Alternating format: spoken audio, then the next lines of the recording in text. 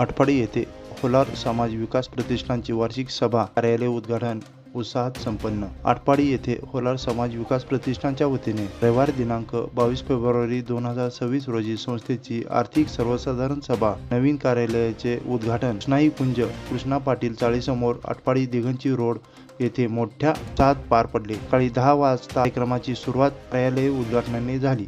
यावेळी संस्थेचे पदाधिकारी, कार्यकारिणी सदस्य, सभासद, समाज बांधव, युवक युवती तसेच विविध भागातील प्रतिनिधी मोठ्या संख्येने उपस्थित होते।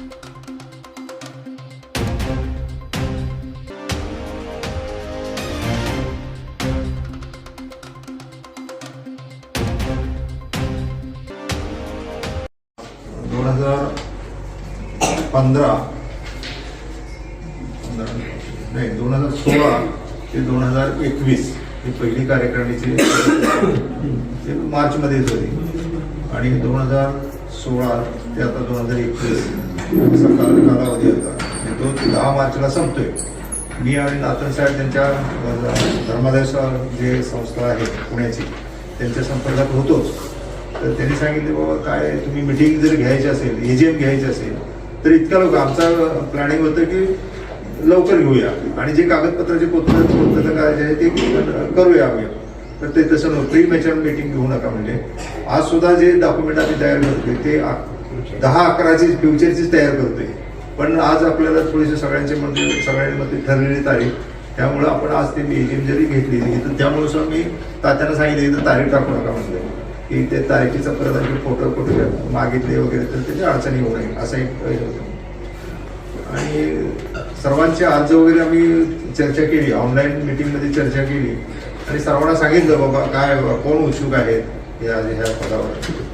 11 लोकांनी त्यांनी होकार दिला की बाबा मी आहे उत्सुक वगैरे असं सांगितलं। म्हणजे ती मूळची कार्यकारिणीची जी होती आणि नवीन कार्यकारिणी आणि त्याप्रमाणे सर्वांनी असं ठरलं की सर्वांनी 11 लोकच उत्सुक होते। जरी जास्त असतील तरी त्यांचा बाकीचा आपण अभ्यास थोडासा हे केला, त्यांचं कॉन्ट्रीब्युशन काय आहे, त्यांचं हे काय आहे, म्हणजे आपल्या संस्थेला किती आहे तर त्याप्रमाणे सर्वांनी मग तो ठरलं की बाबा हे नको म्हणून जास्त 11पेक्षा आपण नको जास्त हे करायला म्हणून 11चीच आपण मर्यादा ठेवली।